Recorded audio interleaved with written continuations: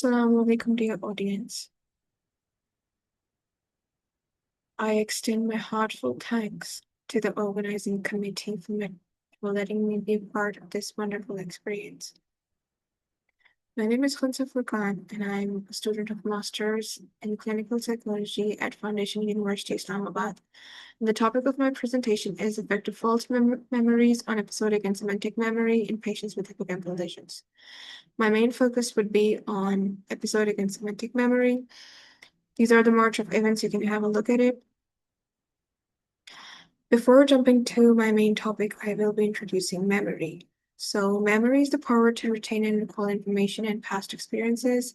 There are different structures in the brain that are responsible for different kinds of memory. That is, many regions of cortex is responsible for short-term and long-term semantic and episodic memory, whereas medial temporal lobe, including hippocampus, is responsible for long-term semantic and episodic memory. So there are different types of memory: sensory memory, short-term memory, and long-term memory. And episodic and semantic memory are the types of long-term memory. So episodic memory is or involves experienced events, whereas semantic memory involves general knowledge and basic concepts. So now that I have gone through the basic concepts of memory, I will be explaining false memory. False memory is a recollection of events that did not take place in reality. This leads to the question on how the memory is formed. So first, the information is acquired in the form of senses. It can be vision, touch, smell.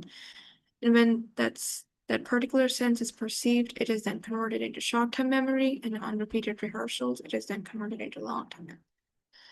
So there is this theory known as fuzzy trace theory that explains how memory is formed and how it can lead to the formation of false memories. Fuzzy trace theory states that the memory stored in the form of verbatim, that is the specific detail of an event, or in the form of gist, that is the overall meaning. So when the gist, that is the overall meaning, is stronger, that can lead to the formation of false memories. So if we talk about the neurochemical pathways, there are two pathways in the brain, that is the dopamine pathway and the serotonin pathway, and memory is more closely linked with the serotonin pathway. These are some signaling cascades of memory formation. I will not go into the detail. So the relationship of hippocampus and semantic and episodic memory can be explained with the help of two theories, that is the standard consolidation theory and multiple trace theory. Standard consolidation theory explains that initially, episodic and semantic memory is dependent on hippocampus, but later it becomes independent, stored, and semanticized in neocortex, whereas multiple trace theory states that episodic and semantic memory are solely dependent on hippocampus. This is the theoretical relationship between false memory, episodic memory, and semantic memory. Fuzzy trace theory explains the relationship of false memory and episodic memory because it explains how people remembers the events in the form of remembers things in the form of events. So this explains how false memory is related to episodic memory. Activation monitoring framework explains the relationship of false memory and semantic memory because it states like how people usually remember things that are based on related concepts. So this is the conceptual framework. False memory is the independent variable, semantic memory and episodic memory are the primary outcome variable, whereas amnesia is the secondary outcome variable. So what are the causes of hippocampal lesions? That are autoimmune encephalitis, herpes simplex, tumors, etc. So damage to hippocampus can manifest in various ways. That is memory impairment, seizure disorder, behavioral changes, or cognitive deficits, depending on which side of the hippocampus is affected.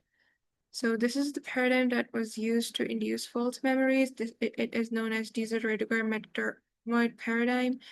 In this paradigm, semantically similar words such as candy, sour, sugar, bitter was presented in front of the participants.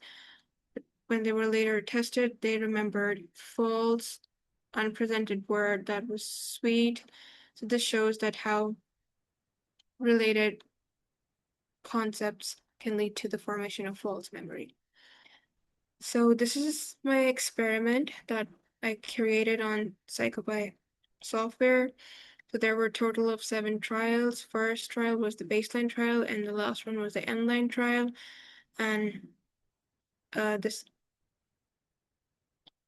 there were three parameters were used to assess episodic memory, semantic memory, and amnesia. So first stimulus was the auditory stimulus, and then the visual stimulus, and then the combined auditory and visual stimulus was given, and then the participants were assessed with the help of those 3 parameters, and then the whole experiment was repeated, and the scores were assessed.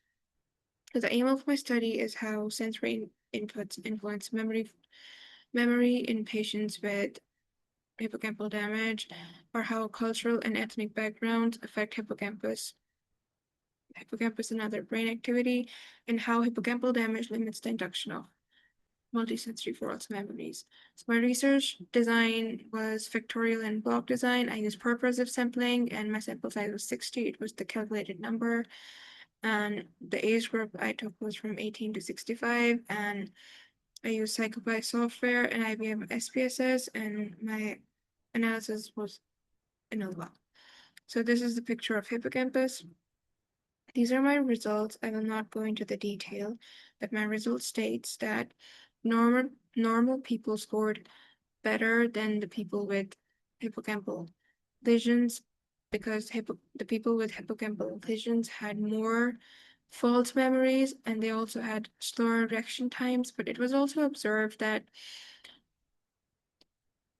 episodic memory was disrupted in both the groups as compared to the semantic memory, and it can be backed by a theory known as sensory monitoring theory, which states that if the hippocampus is damaged, it can limit the monitoring of the senses that can further lead to the formation of false memories. So hippocampal lesions can be managed with the help of medications, psychotherapy, or different exercises. And the conclusion of my presentation is that damaged hippocampus can alter multisensory memories, and combining senses makes memory fields richer, but it also increases false memories. And multisensory input actually supports performance, but doesn't create false memories in the same way. Thank you.